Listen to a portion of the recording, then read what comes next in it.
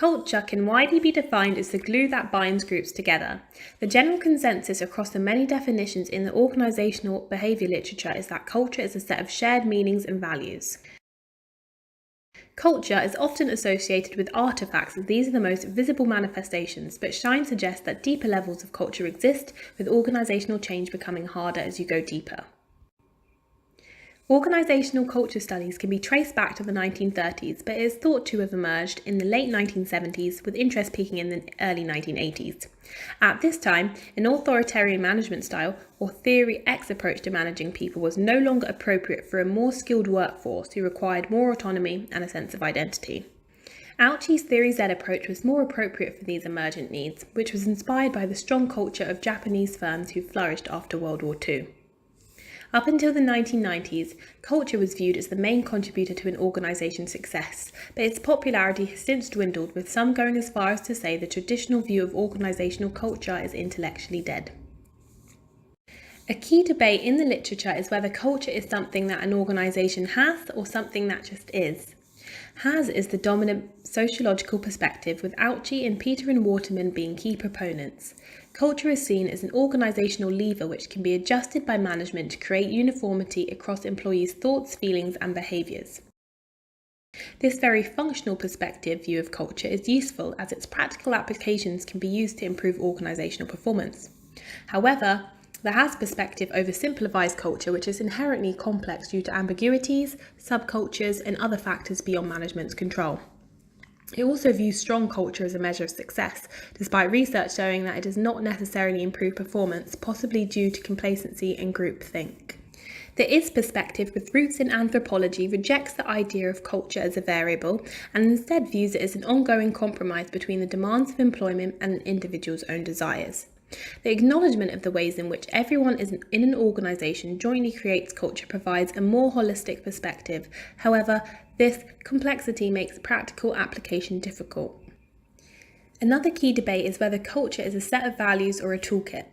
The values perspective is derived from sociologist Weber and can be thought of as a game of Simon Says. Top management sets a key value, like collaboration, and then everything in the organisation echoes this value.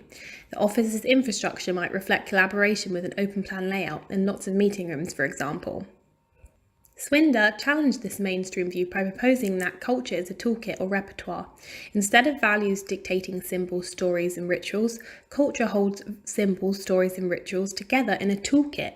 Culture can then be thought of as a box of jigsaw puzzle pieces which individuals put together in response to emerging problems. These differing perspectives of organisational culture impacts how change is viewed. The Has perspective argues that organisational success is created by management-led changes to culture. Similarly, viewing culture as a set of values, managers can affect change by creating new values. The Is perspective argues that although organisational change is possible, it would involve silencing the voice of others in the organisation. In viewing culture as a toolkit, management-led culture change may not be possible, as although management dictates the jigsaw pieces, it is ultimately the employees that piece them together. Cameron and Quinn's Competing Values Framework is a comprehensive, extensively used and empirically validated framework which we will use to examine the cultures within organisations we have worked at. By defining the cultural category each organisation falls into, we will assess which cultures can be managed and changed, and how this change is viewed from the perspectives of employers and employees. The Competing Values Framework proposes 4 categories of organisational culture that organisations can fall into in varying proportions. These are clan, hierarchy, adocracy, and market. A clan culture can be defined as a homogeneous workforce who are highly collaborative with shared goals and values. The high internal focus and high flexibility allows it to be compared to an extended family. Clan culture therefore lends itself to the idea of culture as sets of values, and strong loyalty is promoted between the employees and the organisation. From a managerial perspective, clan culture can be used to manage change, as the homogeneous workforce means that only one leadership style needs to be employed to successfully engage the workforce. Furthermore, Cameron and Quinn identify homogeneous workforce as essential to effectively managing change.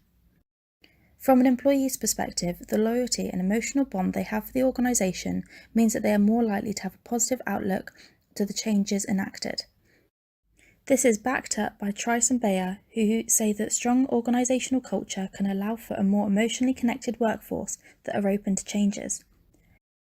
Furthermore, clan cultures use best fit competency interviews to ensure the employee will have this outlook when entering the company. A practical example of this was during my placement at L'Oréal, when the division director, who had been there for 20 years, was replaced with someone external to the organisation. This led to teams being reorganised and new approaches to work being embraced. As we were all like-minded people that worked together like a family, the transition was easy and well received by many. Clan culture, to an extent, can be changed. If management make the decision to emphasise new sets of values, the use of best fit competency interviews could be used to screen for people who share these values. However, this would be extremely time consuming and could potentially involve replacing the majority of the workforce. This is because the current workforce who fit with the old values would emotionally disconnect due to these new differences. Overall, we can say that clan culture does allow for change to be managed within the organisation, as the homogeneous loyal workforce are receptive to changes implemented. However, changing the culture is less straightforward. It's not a case of pulling the lever, as the has perspective would suggest. It is likely that it would require replacing the entire workforce due to the discomfort it would cause. Hierarchy culture is an organization based on clearly defined corporate levels and structures, where employees have a high internal focus. The culture involves clear lines of decision-making, where you're being told what to do, when to do it, and how to do it all the time. From a manager's perspective, hierarchy culture can be used to facilitate change within an organization. Strict policies allow managers to exert control over employees. However, it is not always guaranteed that everyone in the company will respond to this control in the same way. Taking an is perspective of culture, organizations are inherently fragmented and subcultures emerge. Therefore, some subcultures may buy into these cultural changes from top management. Some may passively accept, and some may even try to counter these changes. Consequently, to successfully manage change, effective communication channels need to be implemented. From an employee's perspective, change can be managed through the culture. With the high internal focus and the familiarity of adhering to top-down demands, employees are committed to doing what is best for the organization and respond favorably to demands. My experience at Vita Coco suggests that culture is something that an employee has. Without strict rules, regulations, and policies being enforced by top management, Vita Coco's culture would cease to exist. This top-down culture makes managing change a relatively easy task for management, as employees are used to adhering to demands. It is difficult for a hierarchy organization to change its culture, as employees are used to following rules, regulations, and policies. Furthermore, the presence of subcultures and teams at different levels would present difficulties when trying to merge into another culture that does not favorably accept these. Therefore, it can be concluded that while managerial change can be managed through the culture in the perspective of the employee and the managers, changing the culture itself would pose adverse consequences on the organization and would not be successful. A market culture refers to the type of organisation that functions as a market itself, meaning that, instead of being governed by rules and centralised decision-making, this organisational culture works through economic market mechanisms and competitive dynamics. Market culture represents a value-led culture due to the intentional use of achievement-led competition to drive staff to work harder and create increased revenue. From the perspective of management, a market culture cannot be used to manage change, as blanket change across the whole company would be required, which is incredibly difficult to implement. The decentralised, fiercely competitive nature of the organisation means that different teams develop different styles of working in order to stay competitive. Change, therefore, would have to be enacted at a team level rather than an organisational level, making top-down changes difficult. From the employee's point of view, top management change is only possible when it aligns with the goals of the individuals. Market cultures are characterised by close monitoring of results and rewards, with punishments based on these results. During my experience at Accenture, the company tried to implement a cultural shift towards environmentalism. However, as there were no competitive benefits to implementing the scheme, there was a poor response and the scheme appeared to fade out very rapidly. The competitive market culture is integrated into an organisation's structure, which would pose extreme difficulties when wishing to change it. Therefore, if trying to change culture, for example do a clan culture, mentoring would need to take place in order to change employees' mentality from competitive to a family-oriented one.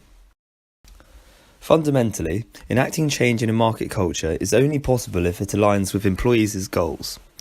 If top management wish to implement changes, such as to move towards environmentalism, it may in fact be better to examine the power and politics within the company. Moreover, changing the culture itself would be unsuccessful due to how ingrained and integrated competition of teams is within the organisational structure. The adocracy culture is bound together by individuals with a commitment to experimentation and innovation, with a key goal of adopting adaptability, flexibility, and creativity in an uncertain environment. Hence, adocracy is usually the culture adopted by startups. Unlike markets or hierarchies, adocracies do not have a centralized power or authority relationships. The power is allocated to the individual or the team whose strengths relate to the problem being addressed. Hence, organizational design is temporary as a project is carried out. From the perspective of the employer, within adocracy cultures, readiness for change and meeting new challenges are important. So change management through culture is possible when managers understand this dynamic and distributed power relationship and adapt their approach accordingly. At my work experience at tech fashion startup Nomo, change was managed through culture by distributing power throughout sub-teams, enabling innovators to have direct ownership of a project whilst management remained in close quarters with sub-team leaders. Therefore, the balance between management and innovation was struck, allowing for change where employers and employees united to a common goal. From the employee's perspective, innovation is their incentive. Hence, any distraction or time spent away from this goal is received poorly by employees. They prefer the freedom and time to innovate, and might consider leaving the organisation if these desires were compromised. From my experience at Nomo, culture appeared to be something that simply is, as a product of the employees, rather than strict rules and regulations enforced by management.